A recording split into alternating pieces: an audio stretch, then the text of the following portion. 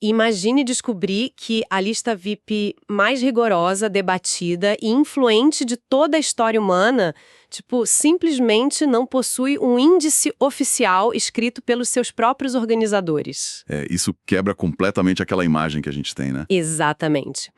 Porque a gente olha para as estantes, vê aquele volume robusto, com capa de couro, talvez com aquelas bordas douradas clássicas, e existe uma expectativa quase automática de que essa obra monumental caiu do céu. Sim. Exatamente assim. Pronta. Pronta e encadernada. Mas a realidade sobre como essas páginas específicas foram parar lá dentro e por que outras foram, barradas na porta, é uma das tramas mais complexas da antiguidade. Sim, com certeza. Certo. Vamos desempacotar essa história, porque a nossa exploração de hoje vai desconstruir completamente a ideia de que os textos sagrados surgiram assim no vácuo. E olha, é muito necessário. Ao analisarmos os apontamentos acadêmicos do professor Alessandro Lima sobre a formação do cânon bíblico, nós somos obrigados a fazer uma verdadeira engenharia reversa. Uhum. Não estamos aqui para discutir teologia no sentido estrito, mas sim para investigar o mecanismo sociológico e histórico por trás disso tudo. Fica a pergunta de como uma comunidade antiga, espalhada por diferentes continentes, sem internet, sem gráfica central, conseguiu chegar a um consenso sobre o que era sagrado e o que não era. Nossa, é vital deixar claro para quem nos acompanha que entender isso muda tudo. Muda a lente, né? Totalmente. Não é um exercício exclusivo para especialistas em religião. É um conhecimento crucial para quem se interessa por literatura, história ou até mesmo por como nós consumimos informações hoje. É verdade. Descobri que o livro mais influente do mundo ocidental foi resultado de uma curadoria coletiva que levou séculos de debates, debates sangrentos e filosóficos. Nos dá uma perspectiva muito afiada sobre a própria natureza da autoridade. Sem dúvida. A forma como um texto adquire autoridade no passado espelha muito de como validamos informações do presente. E para entender a mecânica dessa seleção, a gente precisa olhar para as ferramentas conceituais da época. As palavras, né? Exato. Tudo gira em torno de uma palavra muito mal compreendida, que é a palavra cânon. A famosa palavra. E a etimologia por si só já quebra expectativas de um jeito absurdo.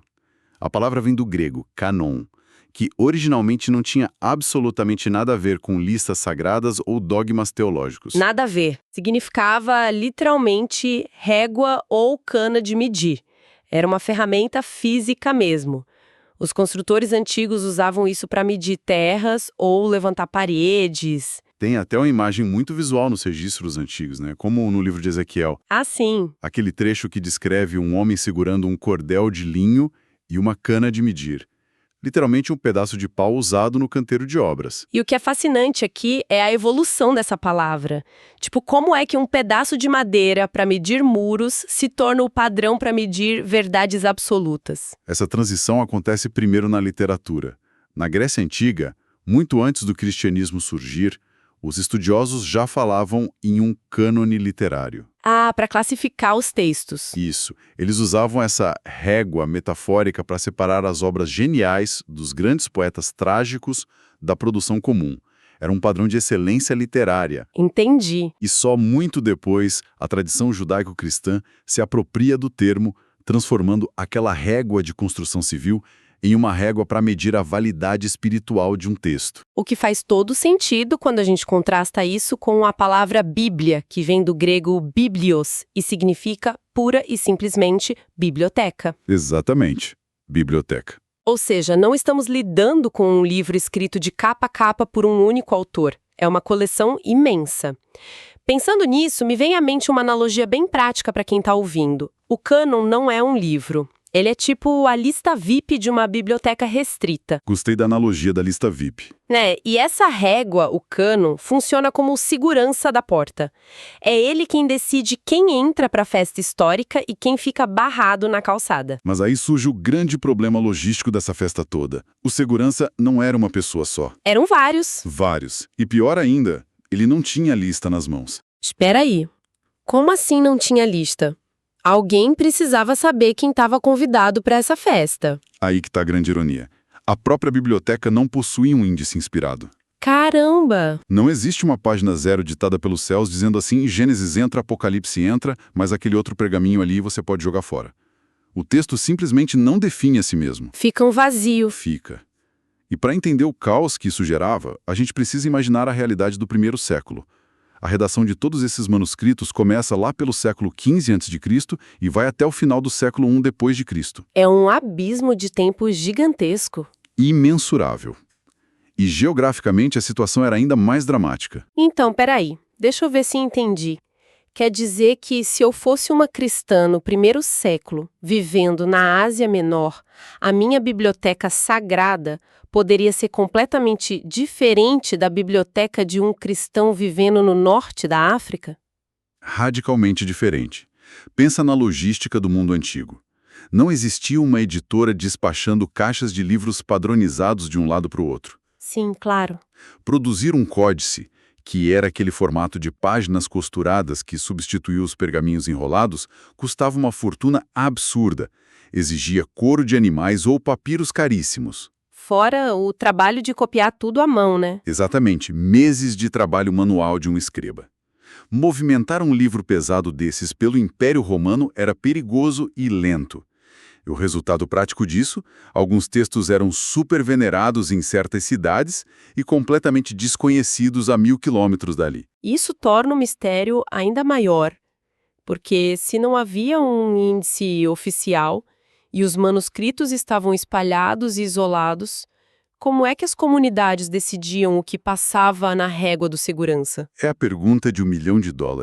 Diante desse vazio de informações, até faz sentido que estudiosos tenham tentado criar teorias para justificar a seleção, mas a nossa imersão mostra que essas teorias soam muito bem no papel até o momento em que a gente as testa na realidade. Exatamente isso. A primeira tentativa de explicar isso de forma lógica é a chamada teoria da canonicidade evidente. Ah, essa eu acho fascinante. O argumento é bem sedutor. A ideia é que se um texto é inspirado por uma inteligência divina, essa característica tem que ser óbvia para qualquer um que o leia. A verdade não precisaria de advogado de defesa. O fogo é quente, o gelo é frio, sabe? A evidência pura e simples. Isso. Um texto divino simplesmente transpareceria sua aura sagrada de forma incontestável. Só que a história destrói essa teoria sem dó nem piedade. Sem dó. Porque se a divindade de um texto fosse tão óbvia assim, como a gente explica o Cântico dos Cânticos? Bom ponto. Hoje ele está lá na lista VIP, todo mundo aceita de boa, mas o que há de tão evidente ali numa primeira leitura? É um poema profundamente romântico, repleto de descrições bem eróticas. Não tem um letreiro em neon piscando dizendo que aquilo é uma alegoria do amor divino. De jeito nenhum. Levou séculos de debates acalorados entre os rabinos e depois entre os cristãos para que ele fosse interpretado e aceito dessa forma. Não foi nada óbvio. E a falha dessa teoria fica ainda mais exposta quando olhamos para as autodeclarações. Ah, verdade. Apenas um autor no Novo Testamento inteiro, que foi São João, no Apocalipse, afirma explicitamente estar escrevendo sob um comando direto e divino. O resto está escrevendo cartas, registrando histórias. E mesmo que um autor começasse o texto escrevendo algo como "Eu garanto que este livro é divino", do ponto de vista histórico, isso não tem peso nenhum. Nenhuma validade. Autodeclaração não prova nada. Os registros sociológicos estão cheios de exemplos. O Alcorão diz ser inspirado. O livro de Mórmon diz a mesma coisa. Textos fundamentais da ciência cristã ou do adventismo fazem a exata afirmação. Um texto gritar que é divino não obriga uma comunidade mundial a concordar com ele e colocá-lo na prateleira principal. E isso nos empurra para a segunda tentativa de explicação, que é ainda mais frágil. E lá vem! Já que o texto não prova a si mesmo de forma objetiva, alguns estudiosos tentaram usar uma régua subjetiva, a chamada teoria da inspiração causada. A premissa é que um livro merece entrar no cânon se ele causar uma profunda emoção, se ele transformar a vida de quem o lê. Confesso que eu ri lendo essa parte da nossa exploração. E eu imagino por quê. Porque, pensa bem, se a régua para entrar na Bíblia for o quão arrebatador e inspirador o texto é, nós temos um problema gigantesco com o livro de Números. Coitado do livro de Números. Sem ofensa aos defensores do livro de Números, mas a gente está falando de páginas e páginas intermináveis de censos demográficos do deserto, contagens detalhadas de tribos e genealogias que parecem não ter fim. É bem denso. É um documento histórico, claro, mas não vai arrancar lágrimas de emoção de ninguém, nem causar arrepios espirituais antes de dormir. Dificilmente. Por outro lado, a gente sabe que existiam poemas e orações belíssimas na antiguidade que emocionavam multidões e, mesmo assim, foram barrados pelo segurança. Emoção definitivamente não serve de régua. É um critério totalmente insustentável para basear uma civilização inteira. A subjetividade muda a cada geração. Mas aí surge uma terceira teoria, que parece finalmente resolver aquele enigma matemático. Qual seria? É a teoria das referências cruzadas. O raciocínio é simples e brilhante. Se um livro que já sabemos que é autêntico citar um outro livro como autoridade, então esse segundo livro recebe um passe livre. Ah, o primeiro atesta o segundo. Exato. Ah, o famoso labirinto das citações. Olha, aqui é onde fica realmente interessante para a nossa audiência, porque parece um sistema perfeito de validação. O problema, a prática, esmaga a teoria completamente, porque os autores antigos não faziam citações no formato rigoroso, com nota de rodapé, tipo regra da ABNT. Muito, muito longe disso. Se olharmos para os evangelhos, como em Lucas ou João, eles frequentemente agrupam os textos sagrados usando expressões bem genéricas, tipo a lei, os profetas e os salmos. Uhum. Mas essa divisão não é um catálogo. Quando Jesus ou os apóstolos mencionavam os profetas, quais rolos específicos estavam dentro dessa caixa? Haviam dezenas de escritos proféticos circulando na antiguidade. É muito vago. E mais, onde é que livros como Provérbios, Eclesiastes ou Esther se encaixam nessa divisão de 3 partes? Eles simplesmente não são mencionados. E a matemática da coisa toda fica ainda mais chocante. Nossa fonte de hoje mergulha nos dados do pesquisador Charles D. Hammer, e o número é de explodir a cabeça. Existem pelo menos 23 livros diferentes, citados nominalmente dentro do Antigo Testamento, que simplesmente evaporaram. Evaporaram. Eles não entraram no cânon.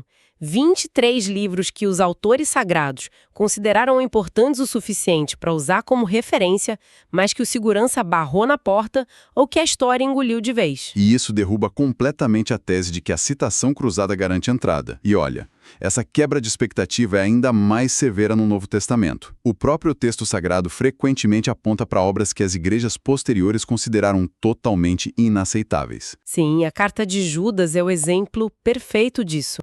O autor cita diretamente fatos de textos chamados Ascensão de Moisés e o livro de Enoque. E adivinha, vá procurar o livro de Enoque na Bíblia, que está na estante da sua sala. Ele não está lá. Não está. Ele não passou na régua. É literalmente como ler um artigo contemporâneo na internet, clicar no hiperlink que parece crucial para entender a história toda e dar de cara com um aviso de erro 404, página não encontrada. Bela analogia. O autor deixou o link lá, mas a história deletou o servidor de destino. E mesmo quando a referência não é um erro 404, ela é vaga demais para ser útil. São Pedro, em sua segunda carta, se refere aos escritos de São Paulo como escrituras, colocando esses escritos no mesmo patamar do Antigo Testamento. Isso é enorme. É um endosso gigante. Mas Pedro falha em nos dar a lista. Ele não diz estou falando das cartas aos Romanos, aos Coríntios e aos Efésios. Fica um espaço em branco gigante ali. Então o que tudo isso significa?